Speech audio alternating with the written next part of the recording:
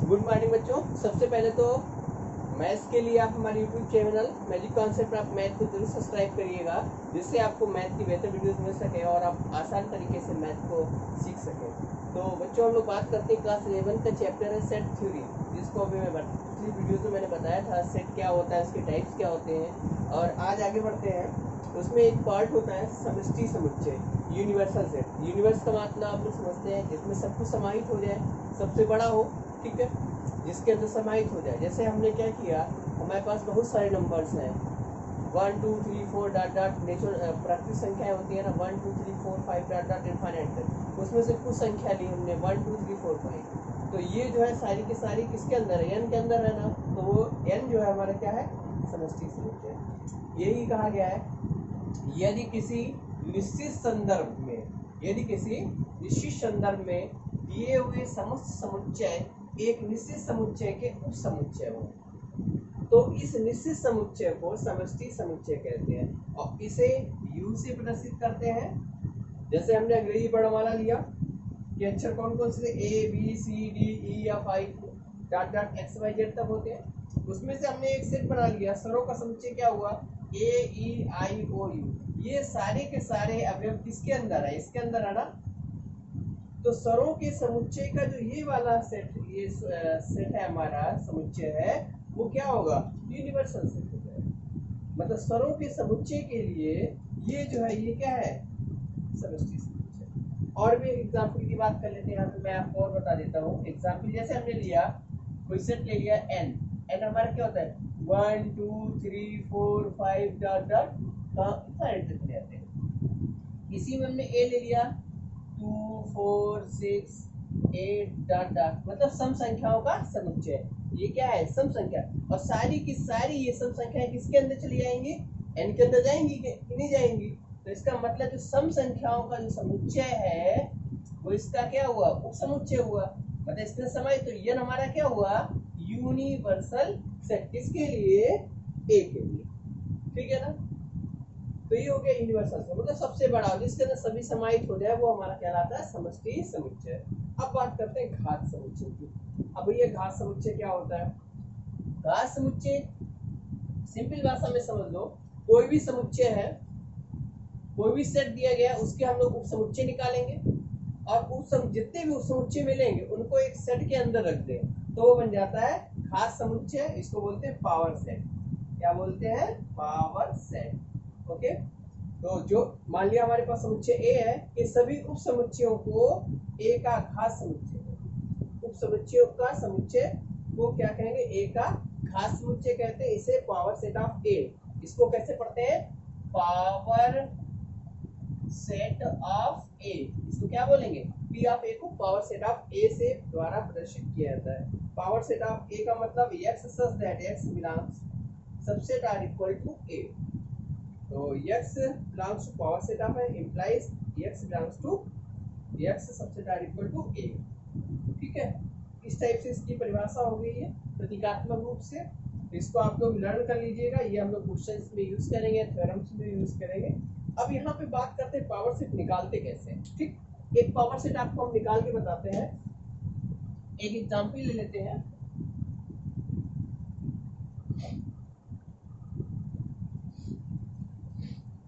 जैसे मैंने a बराबर ले लिया 1 2 और 3, तो सबसे पहले होने वाला इसके क्या निकालेंगे, सबसेट्स निकालेंगे। क्या निकालेंगे, उप समुच्चय। ठीक है, उप समुच्चय निकालते हैं। उप समुच्चय इसके क्या क्या आ जाएंगे भाई, कल मैंने लास्ट वीडियोस में मैंने बताया था उप समुच्चय क्या होता है।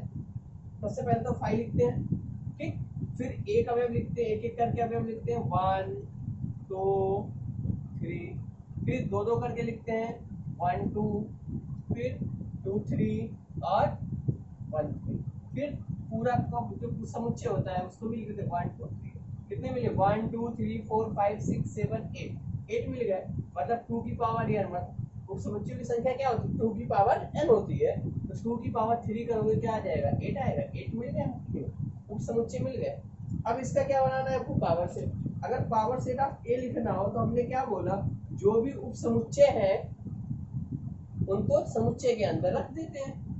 रख दिया भाई, कर्ली ब्रैकेट में बना के रख दीजिएगा ऐसे 1 2, ये हो गया 3, 1 2, 2 3, 1 3 और 1 2। देखिए भाई तो ये हमारा क्या कहलाएगा, पावर सेट ऑफ ए, घात समुच्चय। ठीक है ना। तो सबसे पहले घात समुच्चय बनाने के लिए हम लोग क्या करेंगे, उप समुच्चय निकालेंगे और उप समुच्चय किसके अंदर रख देंगे, कर्ली ब्रैकेट के अंदर। तो हमारा क्या मिल जाएगा हमको, घात समुच्चय। ठीक है, ये हो गया घात समुच्चय। अब घात समुच्चय से रिलेटेड एक थ्योरम देख लेते हैं। ठीक,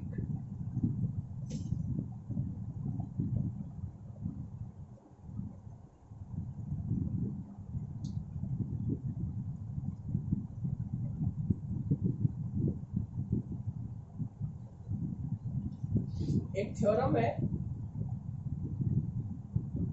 इसको देख लेते हैं। यदि दो समुच्चय ए तथा बी इस प्रकार हैं,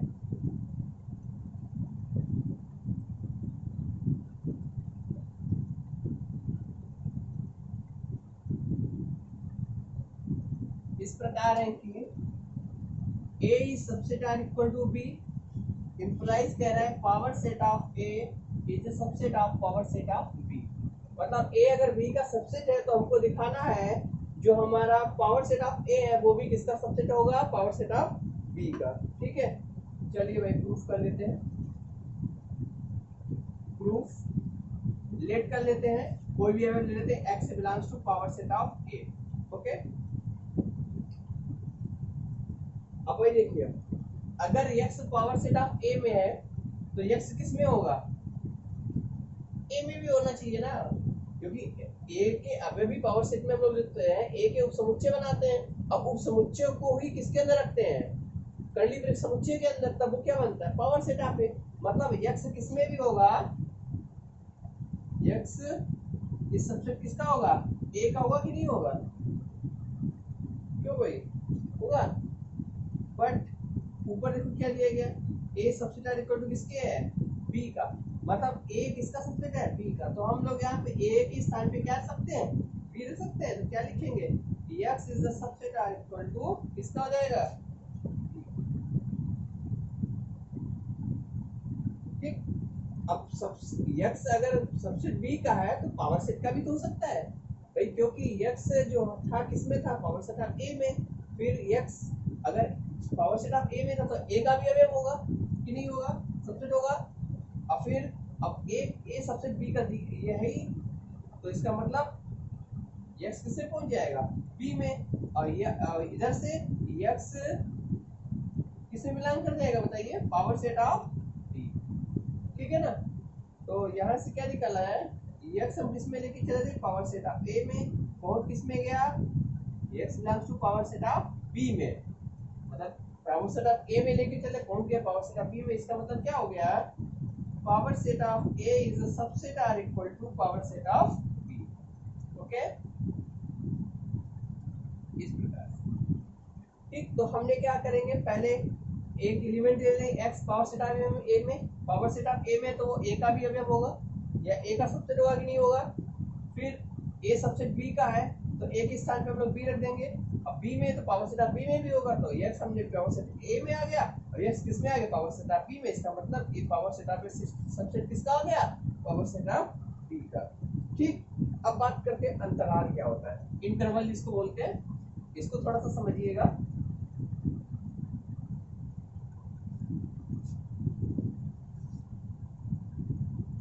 अंतराल, इंटरवल, ये दो प्रकार का होता है। नंबर एक बोलते हैं खुला अंतराल, इसको बोलते हैं ओपन इंटरवल। और दूसरा होता है बंद अंतराल, इसको बोलते हैं क्लोज इंटरवल।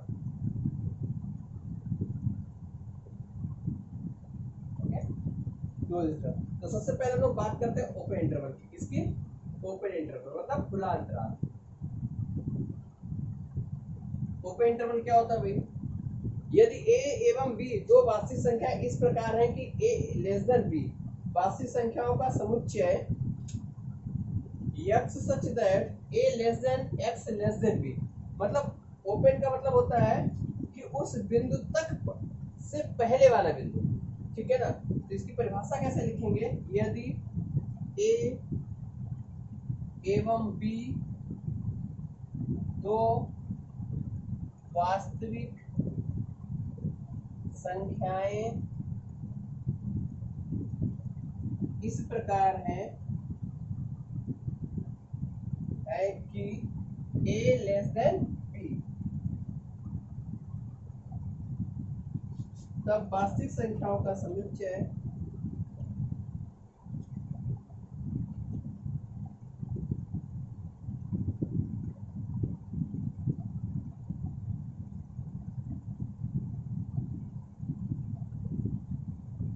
कैसे, x such that a less than x less than b, खुला अंतराल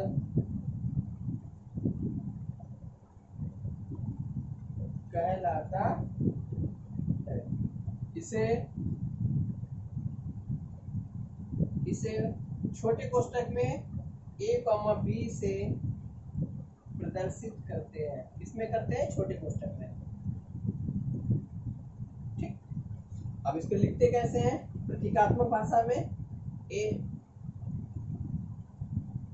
प्रतीकात्मक भाषा है ना, या प्रतीकात्मक रूप भी कह सकते हैं। प्रतीकात्मक रूप में कैसे लिखते हैं, x belongs to r such that a less than x less than b, मतलब x का जो मान है a से बड़ा है और b से छोटा है। तो इसको डिनोट कैसे करेंगे, थोड़ा सा ध्यान दीजिए। ये हमारी नंबर लाइन हो गई इनफाइनाइट से प्लस इनफाइनाइट तक। यहाँ पे कोई नंबर हमारा a है और यहाँ पे b है, तो इसको हम लोग ऐसे बिंदी बना के सभी करते, बिंदी बना के सब करते। तो इसके जस्ट पहले, ठीक है ना, मान लो a यहाँ पे है, a के जस्ट बगल में, जैसे हमें मान लो दिया गया 2,3, ऐसे मान लो ये 2 हो गया और ये क्या हो गया 3, तो इसके पहले वाला जो नंबर होगा, ठीक है ना, इसके पहले मतलब कितना, इसके बाद 2.0000001 वो भी इस इंटरवल के अंदर होगा, 0.0000001 वो भी इसके अंदर, और इससे जस्ट पहले मतलब 2.99999 इस इंटरवल के अंदर होगा। क्या नहीं होंगे, 2 और 3 नहीं होंगे, इसके अलावा जो भी इसके अंदर होंगे, जो भी नंबर होगा, मतलब 2.5 2.6 जो भी नंबर होंगे सारे के सारे किसमें होंगे, ओपन, ठीक है ना। तो ये हो गया ओपन इंटरवल। तो इसको डिनोट ऐसे करते हैं हम लोग, मतलब सर्कल बना के बिंदी रख देते हैं, और इसके जस्ट बाद में और इसके जस्ट पहले नंबर, जैसे मैंने एग्जांपल दिया, इसके जस्ट बाद वाला नंबर, इसके आगे और जीरो लगा के मैं लिख सकते, जो भी नंबर होगा जस्ट बगल में, ठीक। अब बात करते हैं किसका, बंद अंतराल का। इसी में हम कर देते हैं कौन सा, बंद, क्लोज इंटरवल, ठीक है। बंद अंतराल, बंद अंतराल क्या होता है भाई, यहाँ पे केवल थोड़ा सा चेंज आता है, यहाँ पे क्या लग जाता है, इक्वल टू लग जाता है, यहाँ लिख देंगे बंद अंतराल, और इसको जो है हम लोग बड़े कोष्ठक में लिखते हैं, कैसे, यो, और यहाँ पे इक्वल टू लग जाता है, और ये बड़ा कोष्ठक ऐसे बना देते हैं, और इसका नोटेशन फिर बाद में कर लेंगे, ठीक है। तो अब समझ लीजिएगा इसको जरा सा, यहाँ भी वही है, यदि a एवं b दो वास्तविक संख्या इस प्रकार है कि a लेस देन b, तब वास्तविक संख्याओं का समुच्चय x such that a less than और इक्वल टू, यहाँ पे इक्वल टू भी आ गया, मतलब वो पॉइंट भी हम लेंगे, ओपन में क्या था, उस पॉइंट को छोड़ देते थे, है ना, उस पॉइंट के जस्ट बगल वाला, जस्ट आगे वाला लिया, ऐसे b के लिए उसके पहले वाला, ऐसे यहाँ पे क्या करेंगे, a भी लेंगे और b भी, a लेस देन और equal to x less than और इक्वल टू b, बंद अंतराल कहलाता है। इसे इसमें बड़े कोष्ठक a b से प्रदर्शित करते हैं। बड़ा कोष्ठक a b बराबर क्या हो जाएगा, x belongs to r such that a less than or equal to x less than or equal to b। अब इसको डिनोट कैसे करेंगे, ये हमारा क्या हो गया, माइनस इनफाइनाइट और प्लस इनफाइनाइट, ये नंबर a हो गया, यहाँ पे b हो गया, तो इसको ऐसे बड़ा कोष्ठक, और यहाँ पे पूरा ब्लैक कर देते हैं, इसको बड़ा समझेंगे, ठीक है ना। तो ये हो गया, जैसे हमारे पास दिया गया ये हो गया a b, और नंबर की बात करें 1 और 3 है, तो कैसे लिखेंगे, यहाँ पे अगर 1 है और यहाँ पे 3 है, तो 1 के साथ पूरा इसके ऊपर और 3, वन भी आएगा और साथ में थ्री भी नंबर रहेगा, उसके साथ सारे नंबर। ठीक, इस प्रकार से नोट किया जाएगा। अब इसमें कुछ पार्ट और होते हैं, बंद अंतराल खुला अंतराल के बाद अर्ध खुला अंतराल होता है और अर्ध बंद अंतराल होता है। तो अर्ध खुला अंतराल और अर्ध बंद अंतराल की बात कर लेते हैं। इसको बोलते हैं सेमी ओपन इंटरवल। पहला तो अर्ध खुला अंतराल। अर्ध खुला अंतराल क्या होता है?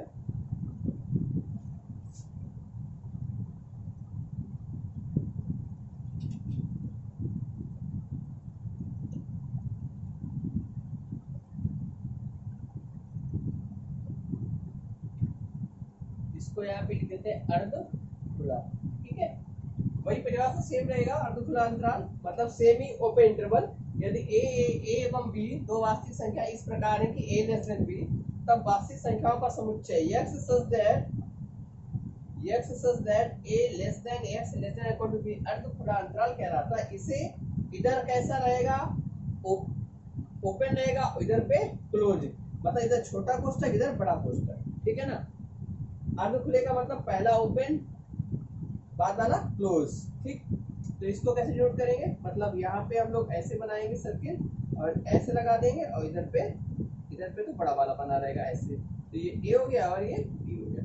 ठीक है, इस प्रकार से नोट करेंगे।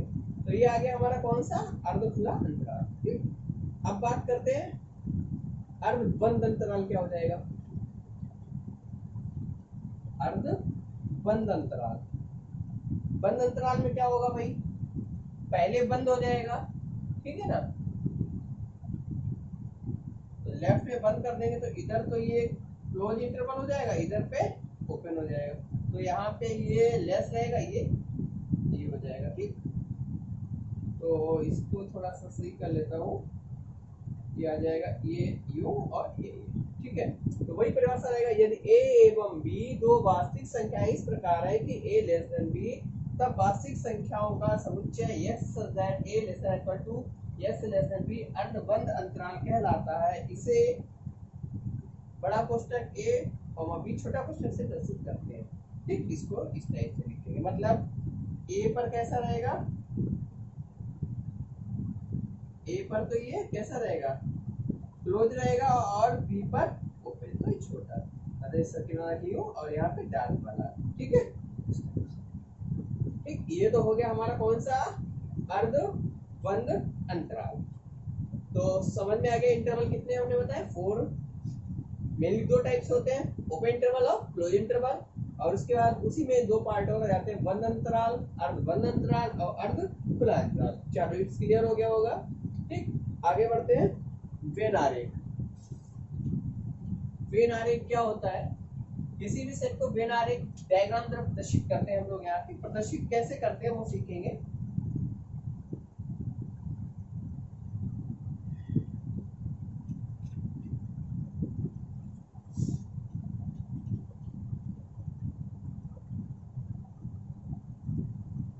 वेन आरेख, ठीक है, वेन आरेख क्या होता है? जो हमारा यूनिवर्सल सेट होता है, लिख देते हैं परिभाषा को। बस समष्टि समुच्चय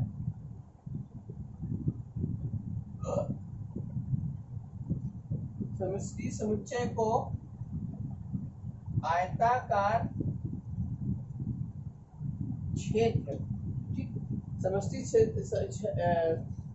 समुच्चय को आयताकार क्षेत्र द्वारा तथा समष्टि समुच्चय के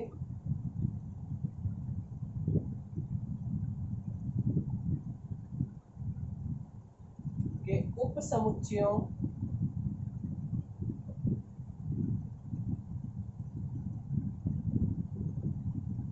को आयत के अंतर्गत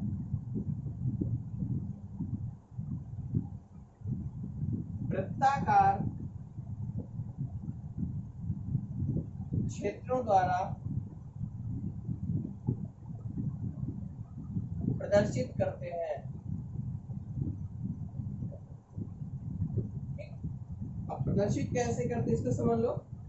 जैसे हमारे पास एक हमने क्या बताया, यूनिवर्सल सेट को किससे रिप्रेजेंट करेंगे, यू से। इसका एक उपसमुच्चय ए है तो इसके अंदर ए आ जाएगा भाई। इसका छोटा उपसमुच्चय का मतलब यूनिवर्सल सबसे बड़ा, और उसका एक छोटा सा भाग उपसमुच्चय कहलाता, तो ये ए आ जाएगा। ठीक है, ये ए हो गया। ठीक, ऐसे तो इसका मतलब क्या हुआ, एक इसका सबसेट हुआ यू का, यू ए उपसमुच्चय किसका, यू का, तो ए सबसेट यू का हो गया। इसी प्रकार और देखिएगा, एक हमारे पास ये यू है सबसे बड़ा, इसके अंतर्गत एक वृत्त, दो वृत्त और तीन वृत्त। ये ए हो गया, ये बी हो गया, ये सी और फिर ये, मतलब सबसे छोटा कौन है, ए से किसका सबसेट है, बी का, बी बड़ा हो गया ना उससे, फिर इसका सबसेट है सी का, और सी किसका सबसेट है, ये तो सबसेट हुआ कि नहीं। आगे बढ़ते हैं, एक और देखते हैं, एक ए है और एक बी है, तो यहाँ पे ए और बी दोनों किसके उपसमुच्चय हुए, यू के। अलग अलग है ना, मतलब अगर हम लोग देखें यहाँ पे सपोज करिए u बराबर तुमने मान रखा है 1 2 3 4 5 और a बराबर ले लिया 1 2 3 और b बराबर ले लिया 4 5, तो इसी टाइप से होगा। देखो भाई यहाँ आ गया 1 2 3, यहाँ हो गया 4 5। अब u के अंदर तो सारे नंबर आ गए ना, आ गए। यहाँ पे देखो दोनों में कॉमन कुछ भी है क्या, नहीं है, तो ये कौन सा समुच्चय, याद आया। अगर कोई समुच्चय में कुछ भी कॉमन ना हो तो उसको क्या बोलते हैं, विसंगत समुच्चय, डिसजॉइंट सेट बोलते हैं ना, विसंगत समुच्चय या डिसजॉइंट सेट बोलते हैं ना। तो ये किसका एग्जांपल हुआ, रिप्रेजेंटेशन है, किसको प्रस्तुत कर रहा है, विसंगत सेट को।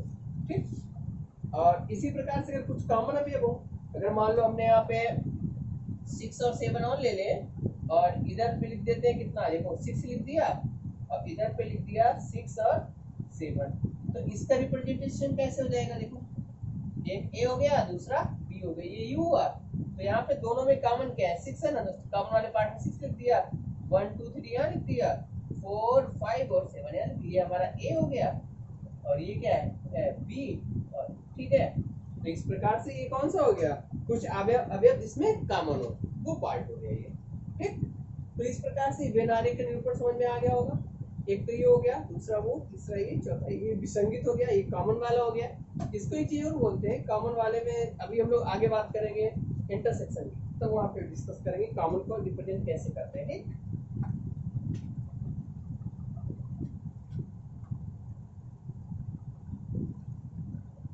ठीक है, आज इतनी रखते हैं, बाकी फिर नेक्स्ट वीडियो में बात करेंगे। Okay, thank you. अगर वीडियो पसंद आए तो यूट्यूब चैनल को सब्सक्राइब करिएगा, magic concept of math. Thank you.